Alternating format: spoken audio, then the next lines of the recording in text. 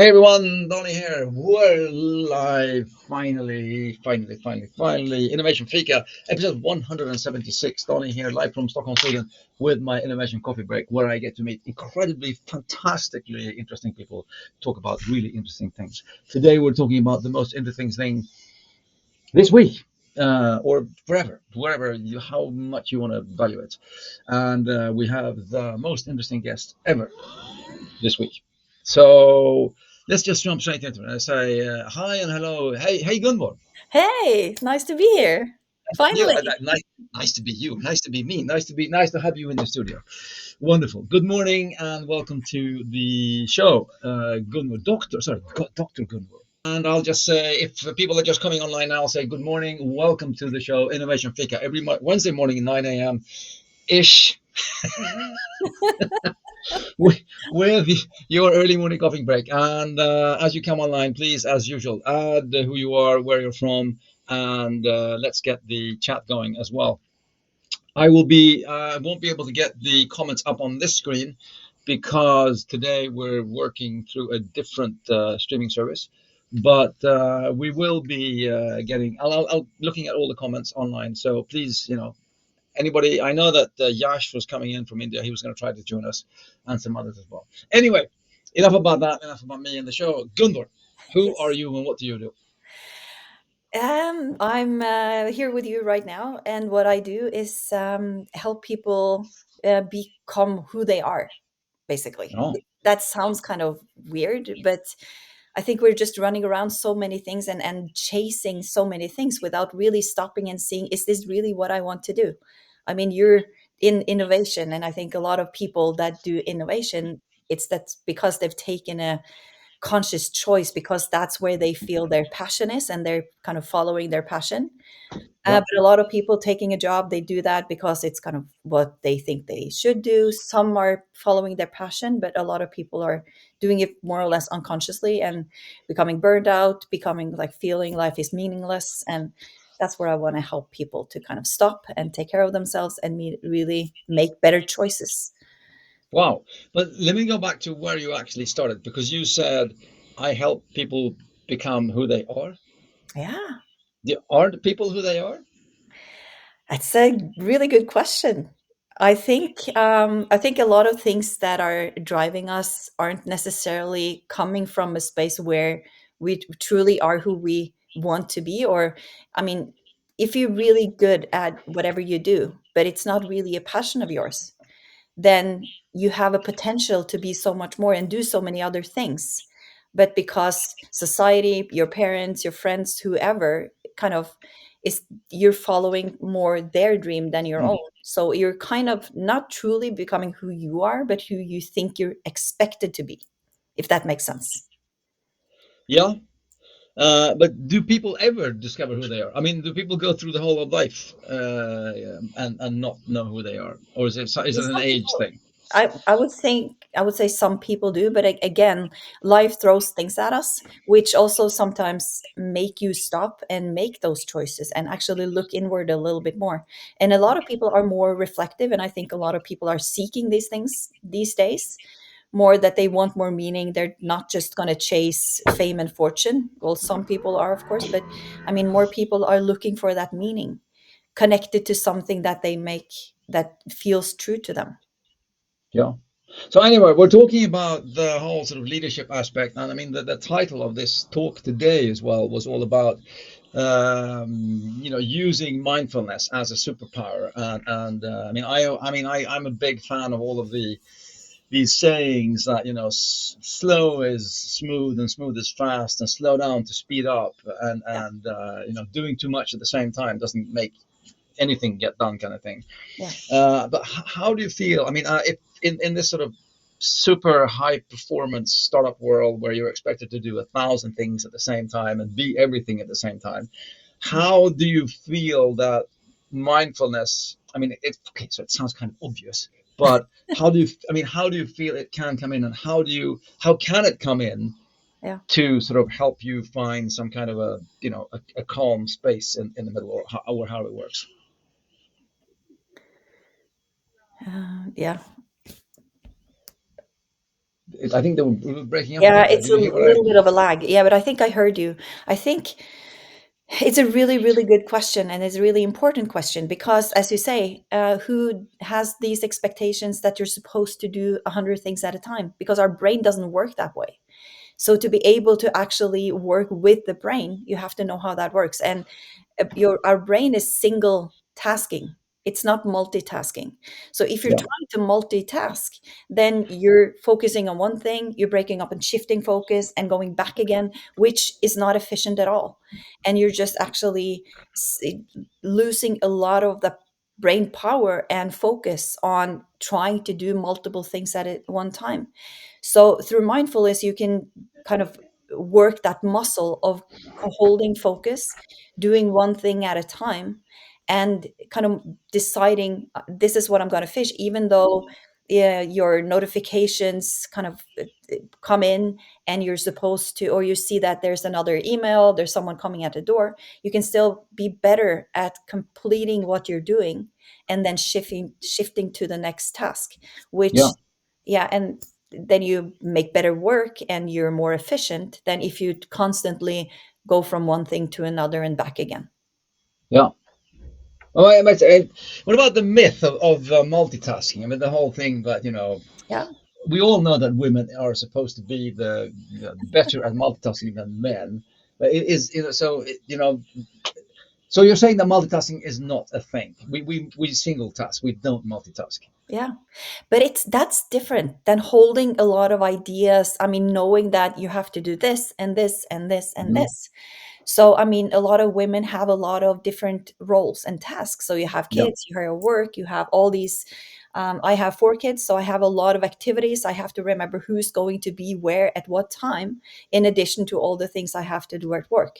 So, I mean, but just taking a breath, stopping and saying, okay, so what's on the agenda today? I mean, I can hold a lot of these things, but I have to do one thing at a time.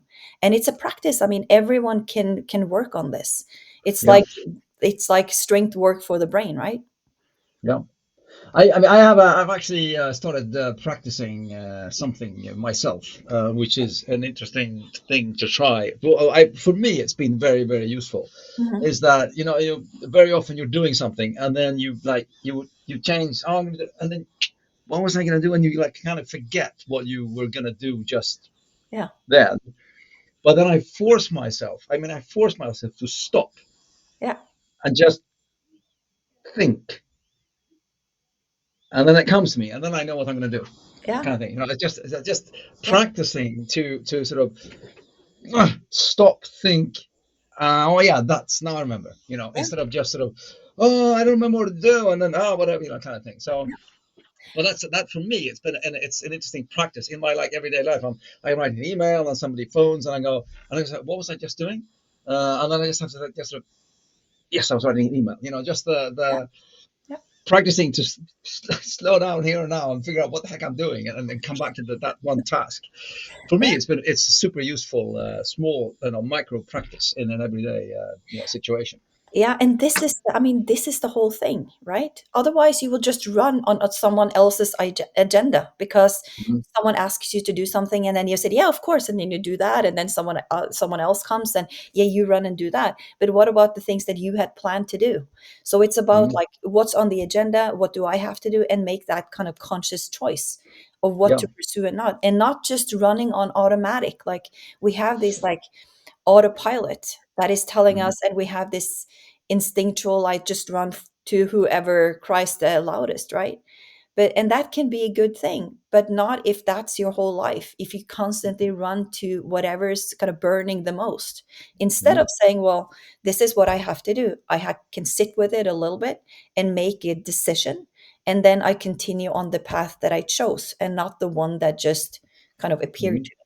And Yeah. a good leader too has to be able to sit with all the information and sort through, what am I going to give to my colleagues or my workers, what am I going to just like stay with or keep for myself and work with, and how can I manage these things.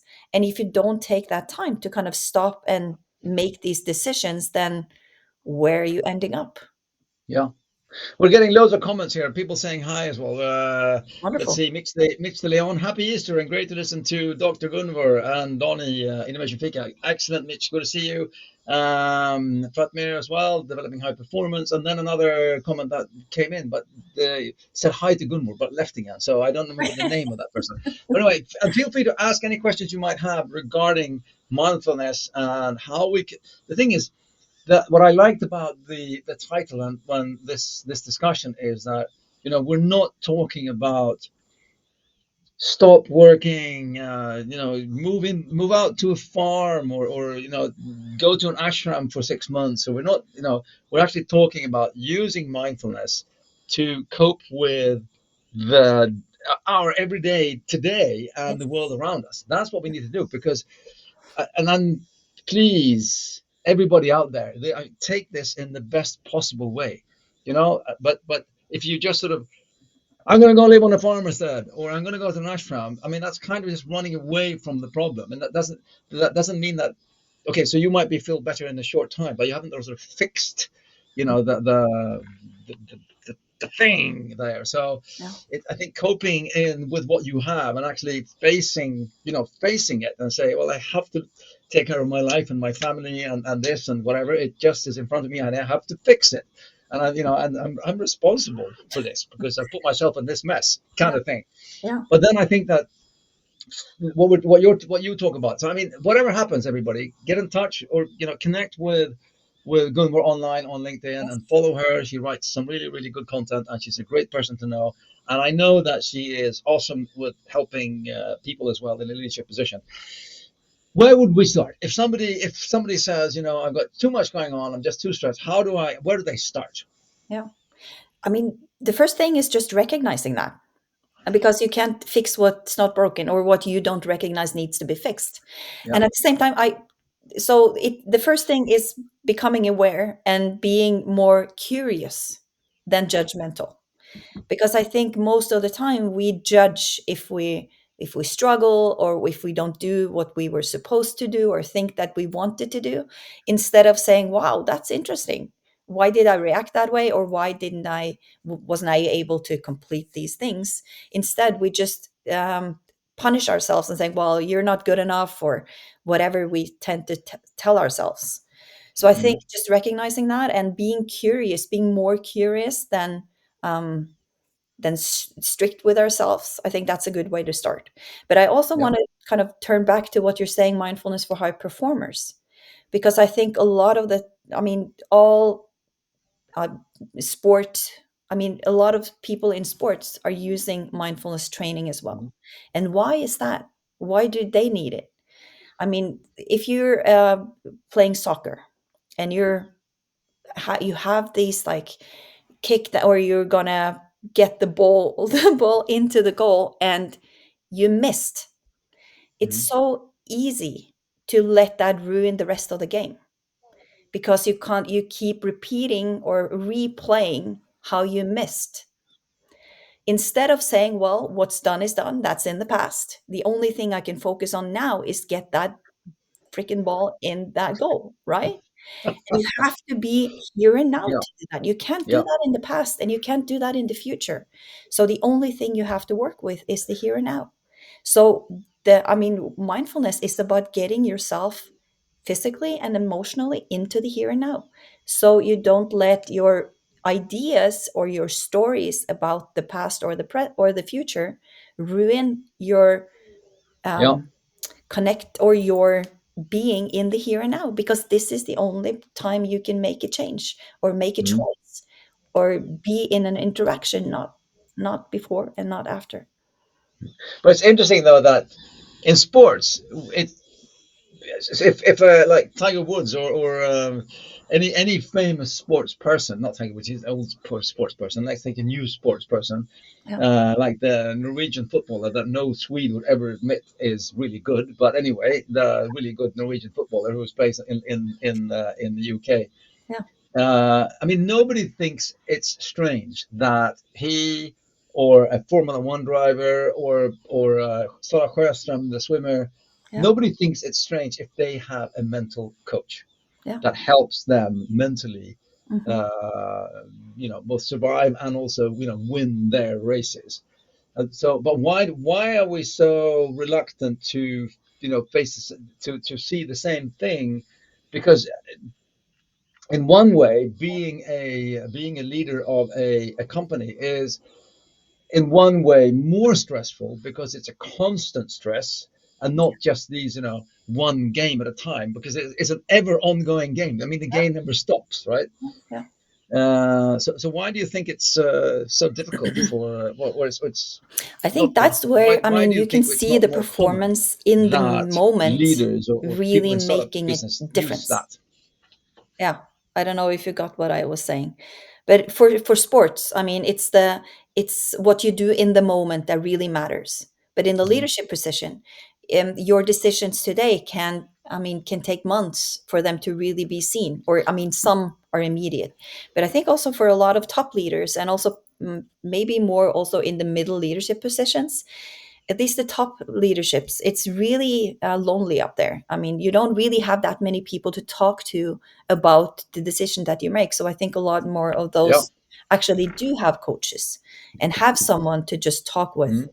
Mm, So I think it's getting more usual to ask for that kind of help. But as a psychologist as well, because I'm also a psychologist, I think that's also something that we expect to be able to fix ourselves. So yeah. going to a psychologist too, it's like, well, you really have to have problems to go to a psychologist. Or if it's a like hype, yeah, you have to know yourself. So it's kind of a cool thing to have your own psychologist. So it's this trend, these trends too. But I think just recognizing that I keep hindering myself for reaching where I want to go, and I actually need help. And Mm, to have a coach or to have someone to talk with for, it doesn't have to be for too long either. It can just be for a period of time that can mm, up my game, that can make yeah. me better. It can be this mirror that helps me see myself and see where I could do better so that I can reach where I want to go or just improve. Mm. Well, isn't that the big? I mean, isn't that one? I mean, well, so many things come to mind while you're talking. But one thing is, you said just having, because I mean, the worst person to speak to is yourself. Yeah. If you're not a complete, either a very good self-programmer person or a complete narcissist, then the worst person to speak to is usually yourself. So it's always good. I like the mirror thing. I mean, you're actually speaking to somebody who can help you understand what you're actually saying and doing. That it can actually be that you're self-suggesting yourself into a negative Yeah. in the negative part. And I just wanted to add as well the whole sort of psychology, go to a therapist, psychologist thing, which is kind of perceived as okay, well, something is broken, we need to Yeah. fix it, Yeah. instead of saying, I'm really good at what I do, but I want to be even better. So I'm going to actually go to somebody who helps me become even better and at the best top of my game, Yeah. which is kind of a like more of an athletic kind of way of looking at it. Yeah. I'm not saying we're all going to be athletes and that's completely that kind of race. But if you're in that sort of level of high performance, I think you need to see it as something that really can help and not something that just comes in to fix something. Yeah. Yeah, completely. And that's where positive psychology comes in too, because it's not, I mean, we're not working on what's broken. We're like seeing how can we improve, or how can we use our strengths? How can we recognize our values so that we can use them and work and live according to our values, because that's where we see that, or our energy comes from. If you live according to your values, it's less likely that you will be burnt out, because you have this inner energy that's fueling you, and not just the external things that you want, like money or fame or whatever it is, but actually you're working from something that's really meaningful to you. So Yeah. it's also this perspective, and I think you had a really good point. Not just with a mirror, but also if you're stuck in your own little kind of mindset, it's really difficult to see another perspective. You have to have someone help you shift that perspective, because Mm. you otherwise you will just go around in circles in your own way of thinking. So it's like you have to have someone else show you that there's another way to look at this. So open Yeah. up your perspective. So I think that's why it's important also for teams to be different. And you Oh, have teams. lost you there again. Yeah. Mm. Oh, sorry. No, no, don't worry. It was a short glitch, Jess. But I heard what you said. Don't Yeah. worry. Yeah. I mean, in teams too, when we have startups, right? You have to have a complementary team. If you have five people that are completely the same, that have the same background, they have the Oh, same, yeah. yeah, you have to have Yeah. different people so that you can see the whole thing from different perspectives. That's when you can solve good problems. And that's Yeah. what a coach or a psychologist or just mindfulness can kind of help you see things that you normally wouldn't see. Yeah, we should get you together with. I mean, I've had some really interesting conversation with leadership authors, the Oren Ip, the social impact coach, and you. I mean, we should get you together. We should do a joint panel with Yeah, you and Oren that'd be cool. and Tommy. I think that would be a really really cool episode because we've come at this from three different directions now. But the core is again being able to stand in the middle of the storm and actually try and be some kind of calm part there because people aren't benefited from you panicking and running around waving your hands in the air. So I mean, I think that's you need to find some sort of solid ground Yeah, to work on there. Comment here from Litz Katarina Bartson Åkervold. yeah, Great to have learnt this from you, Gunvor, at NTNU. Well done. yes. Hope you can join the Mindshift conference in Berlin this May with Dr. Tanya Singh. Okay, so Oh, you're going to Berlin. Oh, awesome. Okay, nice. cool. Oh, I would love that. I'm actually going to. Thanks for commenting, Liz. Yeah, Wonderful. Thanks for commenting. great that you're here. That's Yeah. been a long time. Yeah, I'm actually going to a Meaning and Purpose also conference in Lisbon this summer in May. So that's also going to be interesting. Okay, cool. Very good. Very good. I mean, and the thing is, we started a bit late, and I'm looking at the time here. We're kind of coming up to 9:30, so we don't want to. But if you were going to give some advice to, you know, leaders of startups or maybe scale ups where they, a couple of years into the game, it's just becoming a lot, and they're doubting their choice. Was this really the right thing to do? Yeah. I mean, what do you would what it give some advice, the basics. I think stop and take that question seriously and just sit with it for a little bit. Sometimes it's not kind of, you don't have to solve it, but just see what appears when you stop and just let that question be for a little bit. Mm. Because what we tend to do is run around and try to fix it, try to like look for a solution out there. While most of the time we already know the answer. We just have to sit with it for a little bit, in like let all the noise kind of get away and just Yeah, listen. yeah, Because then you might return to your purpose that, well, you know what, this was completely the right choice, but there are things I need to do differently. So I think that, yeah, I think take your questions seriously and don't try to fix them, but listen to what comes up for you when you turn to yourselves. yeah. I think that's something that people in general do too little of. Yes. And sometimes I think they're afraid to actually stop and look because they're afraid of what they might find, Yeah. because they're living in some kind of construct of a life that they hope, this is what I want my life to look like, but I'm Yeah. not really happy with it, kind of Yeah. thing. But you're playing the game and then having this facade.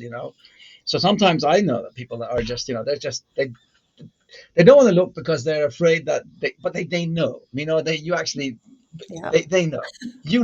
so just admit it, admit it to yourself, be honest to yourself, look yourself in the mirror and say, you know what, I need to stop lying to myself. At least I can have to be honest with myself. Yeah. I mean, that's probably where it starts, I guess, which is then again the hardest thing ever, of course, for human Yes. beings. But hey, what can you say? Yeah. Another just a trick off the old tips shelf here is when I meet people and they come, especially if they come to the office and they're just anxiety and and the first question I ask them is, okay, have you slept? Yeah. Have you eaten? Yeah. You know, have you taken care of all of the basic physical stuff? Because physically we affect ourselves mentally. So if we're not in a physically good state, good enough state, we feel really lousy. And then we tend to think that everything else is wrong. But the only thing is that we haven't slept, we haven't eaten, we haven't looked after ourselves. So, I mean, that's also sometimes for me, it's like, okay, get a good night's sleep, Yeah. Yeah. have a good meal, just take, just take in half an hour and then we can sit down and we can talk about it, because Yeah. so, it's strange how the body and physical can affect our mental state so much, and vice versa, of course, as well. So I mean, you really need to balance those. I think that's really important. Yeah.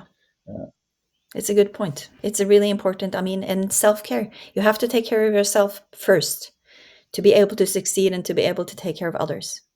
yeah, exactly. Yeah.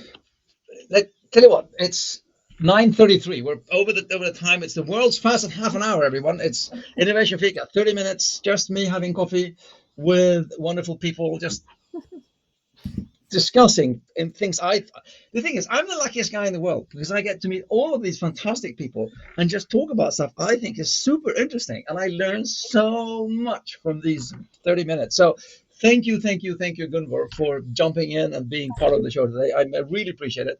Wonderful seeing you again, and I hope to see you soon again in Stockholm or in Oslo. We need to get together.